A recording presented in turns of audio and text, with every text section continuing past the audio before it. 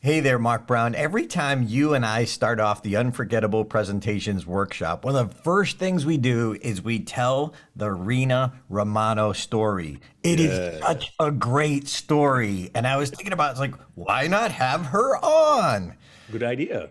Man, she was someone who she's gone to our workshop, she's taken our courses, and she gave a TEDx talk. And she was so excited. And she reached out to me for just a tiny little bit of advice. She was working with a coach, but she had one question. And I was thrilled to help her because she's out there impacting lives. And I know sometimes we hear speakers say, I want to change lives. This woman changes lives. Definitely. You're going to love her story. She is unforgettable. And I can't wait for you to meet Rena Romano. Anyone can give a presentation. Few deliver unforgettable presentations. What's the difference? You're about to find out. Welcome to the Unforgettable Presentations Podcasts with your hosts, world champion speakers and coaches Mark Brown. Your life tells a story, and there's someone out there who needs to hear it. And Darren LaCroix. Stage time, stage time, stage time. Ready for some powerful presentation ahas? Let's dive right in. All right, Mark Brown, I am so pumped. I think Rena goes deeper, and I just think people need to hear her story. So, Rena Romano, welcome. Thank you. Thank you, fellas. Gosh, it's great to see you again. Man, and I'm not over exaggerating when we say you impact lives, you impact them in such an important area, such a deep level, and you have such a positive way to do that. And I love what I've heard some of the event planners had said and why they hired you. And anyway, I am just a huge fan because you're why speakers should be speakers. That it's not about them, it's about what happened, their story, and how they can truly impact somebody else. Mark? Yeah, and what's cool about your story, Rena, is also while we understand the value of sharing our stories, your story also tells us how we can really adjust our focus when sometimes we can get distracted in terms of our impact, but it has a very, very happy ending. And I can't wait to have a little talk with you today and share some insights, some ideas, and hopefully, and I'm being very positive about this, leave with our viewers and listeners some key ideas and some tips on the perspective they can have and the value that they can deliver when they take the platform. Rita, welcome, welcome, welcome. Thank you. Thank you, fellas. It's an honor to be here. And I was just thrilled when you reached out and asked me to be here. So yeah, perspective is very important. All right, so Rena, I want to kind of go along this timeline, and this is kind of important. So I don't want to give away things as we go because I think it's important to kind of just know how things fell out. And I appreciate, and for everyone listening, Rena is bold enough and loving enough and caring enough to let us tell her truth, which is part of the lesson that we want you to walk away with. But here's a quick timeline. So, Rena, you got booked to give a TEDx talk. So first, just set that up. How did you get booked? What was the process? How did that happen? Well, I tell you what, I had a story to tell. It was, I was driven. I knew what the message was, and I just knew that I was going to give a TEDx talk. Just like I knew I was going to be on the Oprah Winfrey Show years before. I knew it in my soul. And I had my message and I started sending in applications. And this is something I want the audience to know. I probably sent in 10 applications before I was accepted to one. Yeah. Yes. And my story or it didn't fit the theme of their TEDx talk. So that's important to know too. But when I got the first acceptance, I think that was number 11 application. 2 days later, I got accepted for another TEDx talk in Canada. Oh, wow. But I had already agreed to do the first one because it was going to be the same story. So I had to bow out of the other one. I said, but I've got more to talk about. Yeah, and you just happened to gloss over Oprah. Excuse me. Yeah, really? What? Let's Really? Mark, do your rewind thing. You know, hit the brakes, right? Hit the brakes and rewind. Yep. Well, I manifested Oprah like I manifested my TEDx talk. So I knew I was going to be on her show. And so what was your subject? I know what your subject is, but tell everyone, and why, what is it the same subject you're on Oprah for? Yes. Yes. Well, I am a survivor of incest and sexual assault as an adult, and I am a surTHRIVer and an advocate. And Oprah Winfrey, she was my TV mentor, and watching her show and seeing that she is a survivor of incest and sexual assault gave me the courage to speak out and get help for my abuse.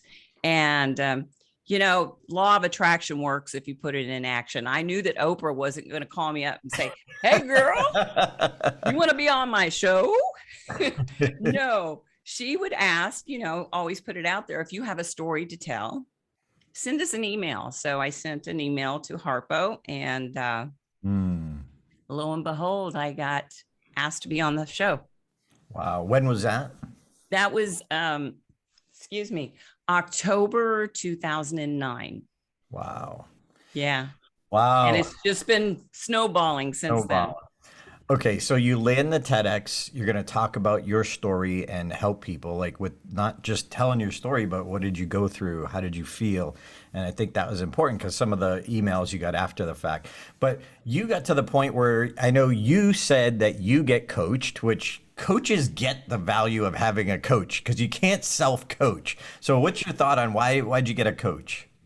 I knew that I had a message to share.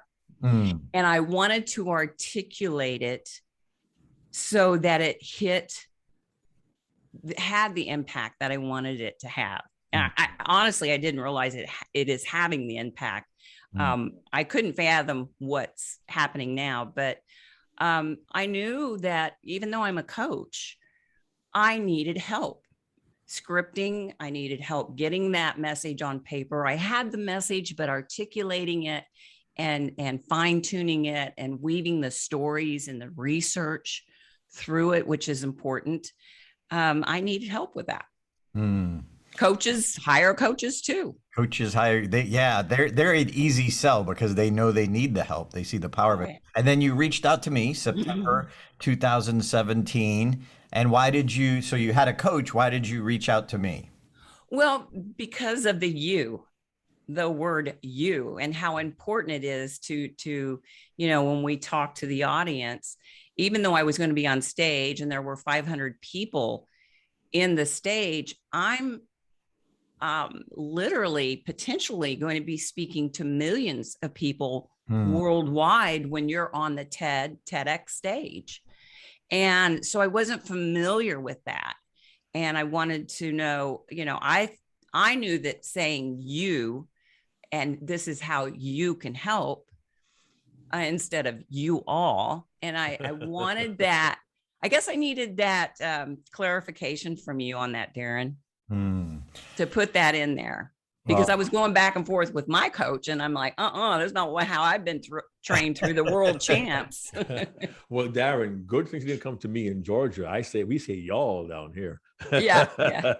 Y'all. I know. I get that. I don't say y'all that much. But the funny thing is, on my mobile device, it knows Y'_ALL as a preset word. I speak truth. Anyway, Darren.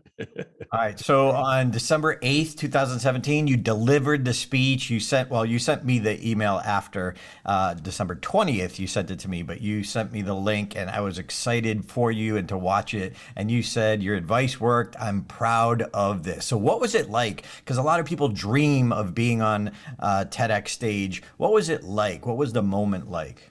Oh my goodness. Let me tell you, when they say rehearse, stage time. I went to so many Toastmasters clubs to rehearse my TEDx talk. And there was also a club in the female prison that I had the chance to go and made an impact. But yes, and the story is in the TEDx talk of what happened after practicing my TEDx talk at the female prison. But it's so important to have the stage time to rehearse because a TEDx talk is not like a keynote. I mean, even though you know your stories and your keynote, you know your opening, your closing is so important, but you have to get that TEDx, boom, timed. It's very important. And nobody knows this. Now the whole world's going to know, but I was sick as a dog the day I gave my TEDx talk. Wednesday morning, I go to a walk-in clinic. I'm like, please help me. I'm giving the talk of my life. I need help. They put me on antibiotics. They give me all these things. And then that Saturday is the big day. We had rehearsals on Friday. My throat was better. I still had a fever. I was still not well, but something was pushing me, God, the universe, whatever you want to call it. I had a story to tell, and I wasn't going to let being sick, what they say, the show must go on, right? Wow. Darren, real quickly, I want to say two things. One, the Mark Brown mantra, your life tells a story and there's someone out there who needs to hear it. But number two, here is a Darren LaCroix nugget of wisdom, Rena. Darren declares there is no such thing as a practice speech. And you just told us, our audience and the world, that you gave a practice rehearsal in a woman's prison, but the impact was so great, you had to put that into your talk. Yes. There's no such thing as a practice speech, because any audience at any time can walk away with value, can walk away changed, and they can walk away transformed by what you and I have to offer. There is no such thing as a practice speech. And I'm thrilled that you saw the impact and saw the value in it, so much so it needed sharing. Darren?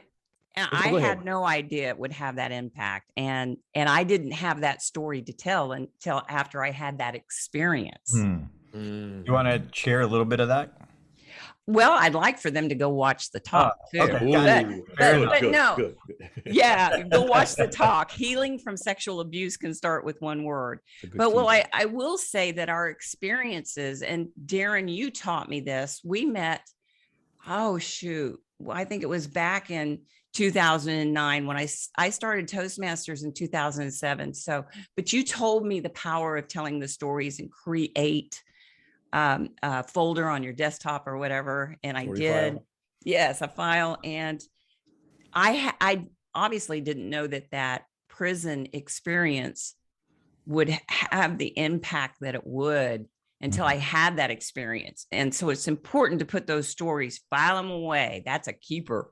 And just in case you didn't hear it, to be clear, the title of her talk is Healing from Sexual Abuse Can Start with One Word. Rena, R-E-A-N, Romano. R-E-N-A. R-E-N-A. Yeah, I told you I was dyslexic this morning when I was trying to... That's okay. That's okay. All right. So, Rena, here's where we kind of get real. Here's where I appreciate your willingness to kind of be open, because a couple weeks later, you called me and you were kind of whining. And yeah, I was whining. I was depressed. Keep going. So disappointed. Someone else who talked at the same event had 500,000 views. And at that time, I think you just had a few hundred. Yeah, about maybe 250 or something. Yeah, that day at TEDx, a TED Talk, it's a day-long event, and they have anywhere from 10 to 14 different speakers on stage. And a fellow from Australia spoke on the stage, and I was watching all of the other speakers. One thing I teach my survivors, the number one killer to your confidence is comparing yourself to others. And I was comparing my views of my talk to the others, and they were getting hundreds of thousands, and I had 200 and some views, and I was depressed, and I reached out to you, Darren. How do I get my views up? It's so important. I need the views. I need more views. And then so I kind of had to call you off the Yeah, roof. you talked me off the Talked you ledge. off the ledge. That's it. And for everyone too, I said there's no way that he could get 500,000 views that quickly, not organically. He probably paid for them, and there's nothing wrong with it, except for the fact that you compared your views and were not aware that he was buying his. Which anyone can buy views. So sometimes if you see a TEDx talk with hundreds of thousands of views, it might still be horrible. They may have paid for them. So that doesn't. And I didn't know that was a thing. Yep, absolutely. And then things changed a little while later. And if I'm missing a gap in the story, but I documented this so well because we use it and I think it's so powerful. Well, in December 2018, the Cleveland Rape Crisis Center saw your tweets and watched your TEDx video, and they called you the next week to get your fee. And so go ahead. What did I miss? Well, the one thing that I really want to share, and this is another story, and it's going to add to this story. And I'm not going to read the whole email, but a couple of days after I called you, Darren, and talked about I'm not getting the views.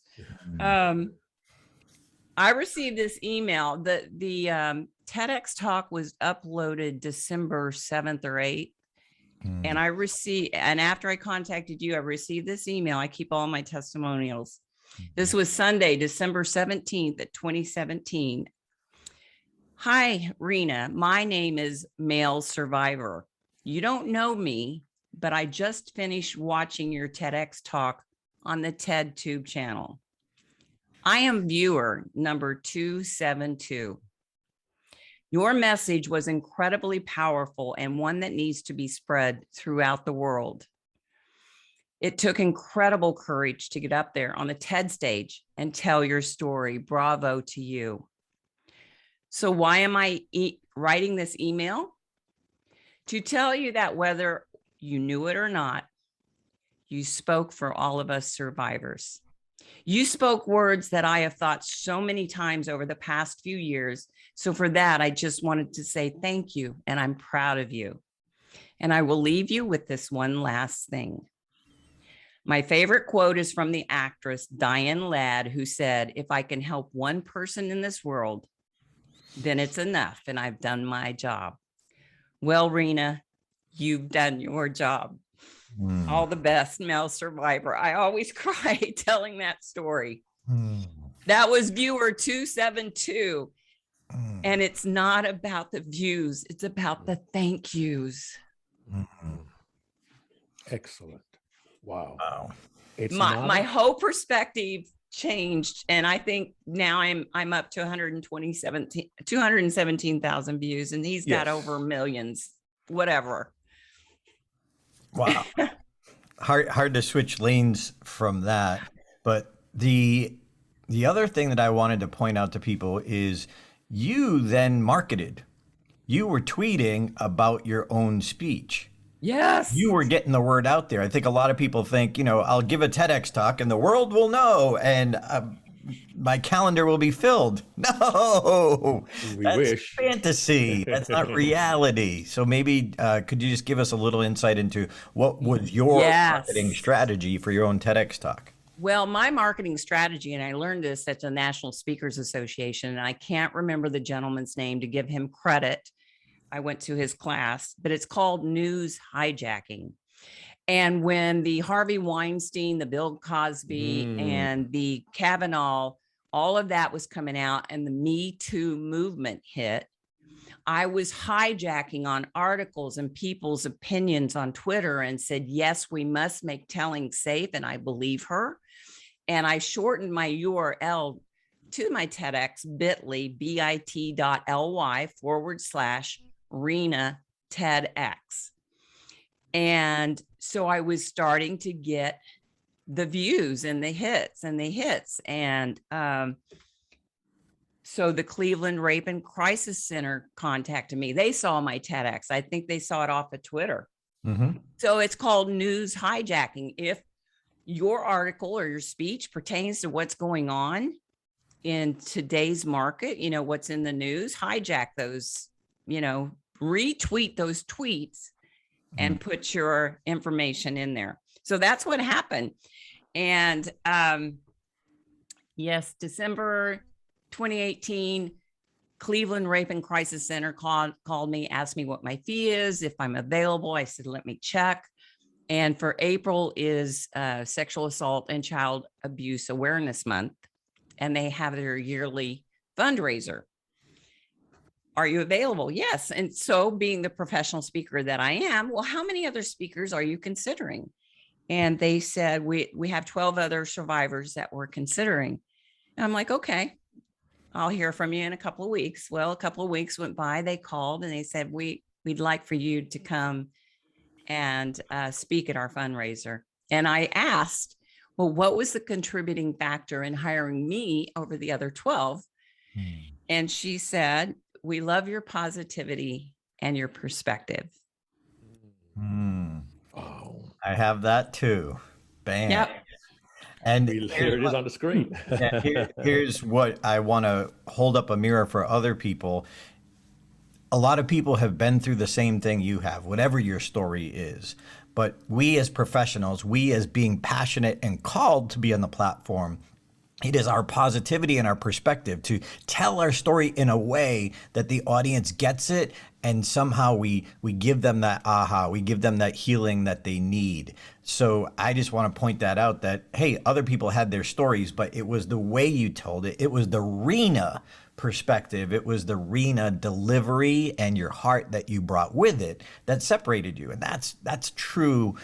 It's true marketing.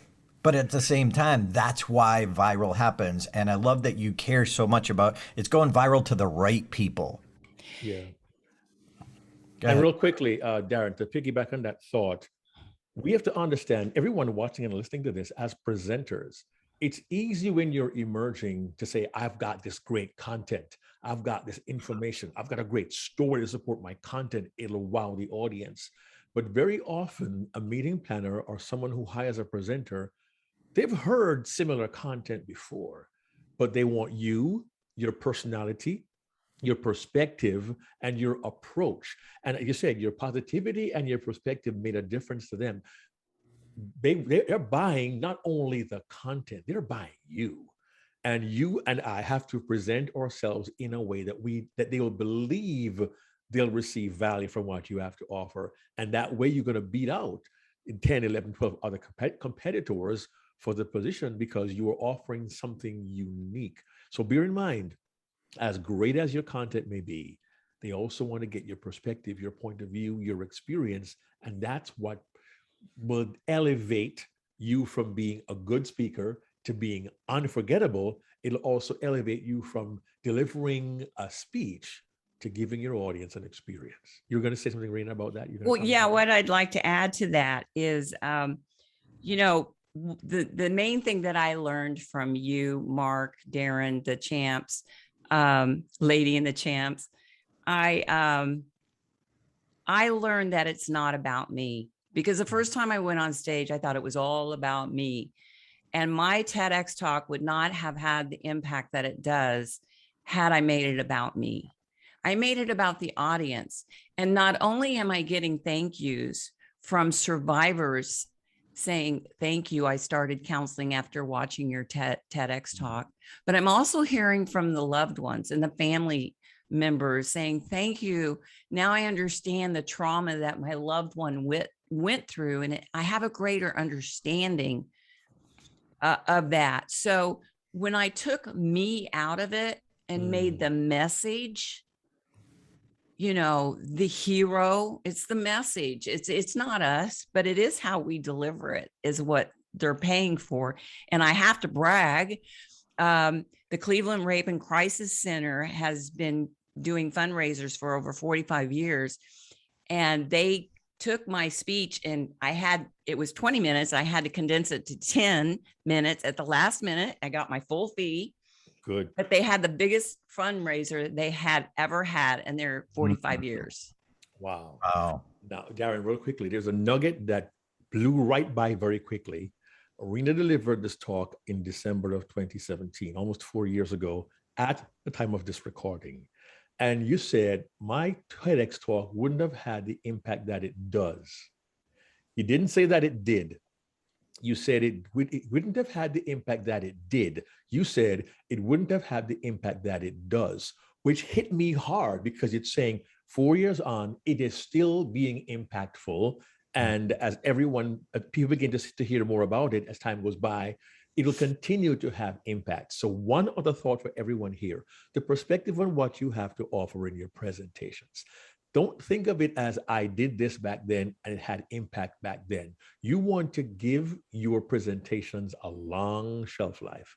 And part of that process is the marketing piece and continuing to deliver value. So I'm glad you said it had the impact that it does. It continues to be impactful. And my wish for everyone watching and listening is that you will become unforgettable and continue to have impact year over year over year over year. Darren?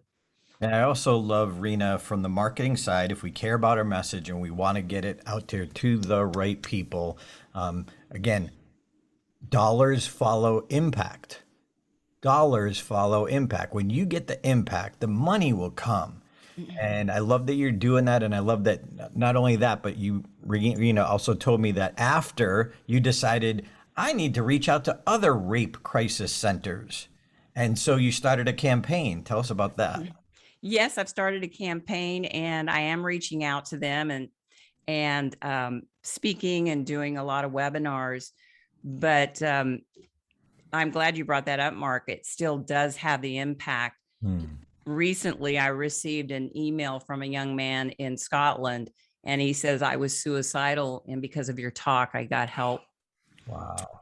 Yeah. I gotta ask you, Rena, when you get these emails and these correspondences, what does it do for you? Not for your ego, but I mean, in terms of your original goal, when you look back on, I only got 200 views, he got 500. When you look at it now, over time, with perspective, how does that make you feel in terms of your value and your impact? That I'm on purpose. I'm finally doing what I'm doing. I'm on purpose and I don't care what other people think. And Darren's known me for a long time and I was really afraid to do this. But I have hundreds and thousands of thank yous and messages like that I went into counseling after seeing your talk. I was suicidal and I got help. I had a family member contact me, and he and his wife is a survivor, and he read my book, His Puppet No More, and now they're in counseling together to save their marriage.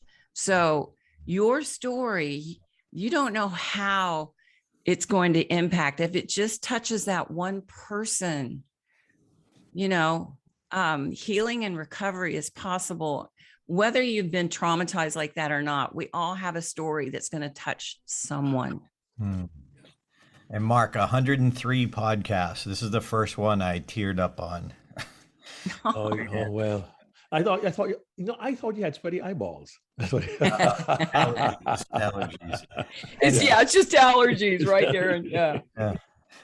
Rena, there's a couple others that you shared with me, and I think this really gets to the heart of the why you're doing it. Is it okay if I share those? Yes, please. Yeah, go ahead. So, and I know you get so many of them, but these are some of the ones that are unforgettable to me. This one said, "Hello, Rena. Those are the words I didn't know I needed to hear. Having the courage to share your story, I can't imagine the strength it's taken to be so open. I've been searching for that same courage, the strength for the last 10 years. Maybe one day I will find it. Maybe one day sleepless nights will be a thing of the past. But for now, thank you for giving me just a little peace of mind." I know. I had no idea. But I was driven. And that's why I hired a coach, because I needed, my message wasn't about me. It was about the survivors. It was about the loved ones. And that's how we need to look at our stories. How is this going to impact not just those who are in this room, but who are going to see it? Because these are timeless. And, I'm so proud they uploaded my talk to the TED Talk channel. And yeah, and I'm hearing from people from overseas. There's a doctor in psychology. He's using my TEDx talk to train his therapist. Wow. Yeah. I mean, I had no idea, Mark, Darren. It blows my mind. So it's not about the views. It's about the thank yous. That's right. That's right. And you also had Dr. Warren Larkin. That's on. That's yes. the guy. Yeah. Oh, that's the one. He's the one, Dr. Warren Larkin, and we've become friends. And now I'm an ambassador to Scotland's ACEs program. And ACE stands for Adverse Childhood Experiences. And they had me on a panel to speak because I am an expert by experience. Well, I'm going to go out on a limb and say something that I never dreamt I would say. And I hope Darren will not edit this out. But something just touched my soul just now. And it's this thought. You had no idea of the impact of your presentation. But as I dig deeper in my own heart, I realized when you had to endure the horrific experiences you had, you would not even conceive that someday down the road, you could transform millions. And I want to thank you for the courage it has taken you to do this. And I applaud you for what you have done. And I'm so grateful that lives of individuals and their families have been transformed by your willingness to share the most horrific experiences of your life. And you have our love and respect, Rena. So thank you for that. Thank you. And if you were to sit down with someone, let's just say, who went through a traumatic experience like you did, or a different trauma, and you were having coffee with them, what would your advice to be them? If they want to tell their story, what would you tell them? I would make sure that they've had trauma therapy to get help. And that's the most courageous thing you can do, is ask for help. It's not a sign of weakness. Get help, get healed, get happy is what I like to say. And if they want to tell their story, make sure that they've had the trauma therapy for whatever. Excuse me. I remember being at Lady and the Champ. So I'm aging us, fellas. That's okay. I got the gray beard. I'm happy with the gray. I'm good. I heard Miss Fripp say, don't do your therapy on stage. I was okay. I'm here. We're having a conversation to tear up, but you really don't want to do your therapy on stage. You want to get those emotions out. You don't want to start crying. You don't want the audience to be consoling you. Right? So I practiced telling this story on Oprah, through Toastmasters, just wherever I can tell my story. And that's what's important, because we don't need the audience to console us. We need to be consoling the audience and letting them. One more time. That's wisdom. We don't need the audience consoling us. We need to be consoling the audience and letting them know that there is hope and healing. Wow. Bam. And the more I tell my story, the more I heal as well. That's good. That's good. The more you tell, the more you heal. As we go through this and wind down, Mark is putting together keepers. He writes down the wisdom that you drop to make sure everyone hears it. Meanwhile, while he's gathering that, how would anyone reach out to you? Where could we find you? Social media? What's your website? And again, for everyone listening, go please check out her talk for two purposes. One, you might know someone who needs that message, or a family member. And number two, to see how she told that story in a way. And now, of course, everyone is curious about the prison club. So we got that going for us. But as of, and I know it's more now, but as of July 28th, it was 215,000 views. So Rena, how could anyone follow you or reach out to you? Yes, go to Rena, Rena Romano, ROMANO.com. And basically that's my name on all my social media, Instagram, Twitter, Facebook. Rena Romano surTHRIVE. I had that word trademarked, and nice. yeah. So And I'm putting together courses for survivors. And it's called surTHRIVing After Sexual Abuse. But I also do TEDx and speech coaching and business presentations. Because I followed in your footsteps, guys. We couldn't be prouder. You're the Honored. reason we do what we do, Rena. Yeah. Seriously. Yeah. And by the way, Darren, as of today, as of now, it's 216,752 as of this moment. So heading for a 250,000.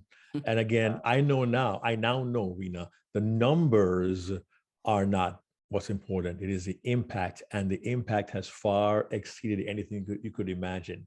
And I believe there's a lesson here for all of us as presenters. Sometimes we don't want to share our dark stories, or sometimes we think our stories are kind of mundane and boring. But you and I never know the impact even our simplest stories may have on the world. And now, 21st century, the world is at our fingertips.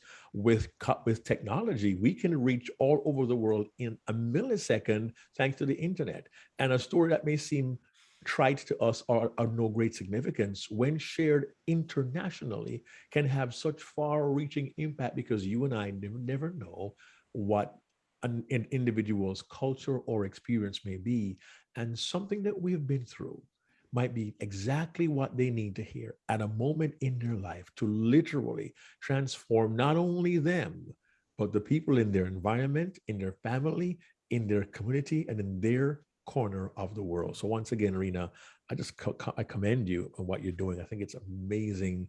And I'm so honored to have played Darren, a word for you, to have played an infinitesimal part in the success you're now enjoying. Darren has a thing about me and big words, Rena, so I had to use that one up. That's all right. I like your big words. What are your keepers, Mark? Okay, keepers. For every speaker, this is for every speaker here. Coaches hire coaches. Coaches hire coaches. And remember, I'll paraphrase, comparison kills, right? Comparison kills. To promote yourself, use news hacking and retweet with your information. I like this one. We don't need the audience consoling us. We need to be consoling them. Take out the me, leave in the message. Take out the me, leave in the message. It's not about the views. It's about the thank yous. And don't survive, surTHRIVE. I was so busy following, I couldn't write more. I was just like enthralled by the story, but I love that one. It isn't about the views, it's about the views, it's about the thank yous. And don't just survive, surTHRIVE. And to learn how, follow Rena Romano. Right. I just channeled Mark Brown here. Take your me and add a sausage. I love it. But actually, if you take me and the sage, the wisdom, you have the message. Ooh, see, you made it better. Write that down, Mark. The me and the sage becomes the message. There it is. If I could share one last tip, Please, and I share this with survivors, and if they'll notice in my TEDx talk, and if they read my book, His Puppet No More, I do not get into dirty details of what happened, because I don't want to trigger the audience, because a lot of us are dealing with PTSD. So whether you've had trauma or not, we don't need the dirty details. We need you to set it up so as though we can see what's happening. We can smell, we can touch, we can taste, but you don't want to trigger the audience. And that's one thing that I do not do.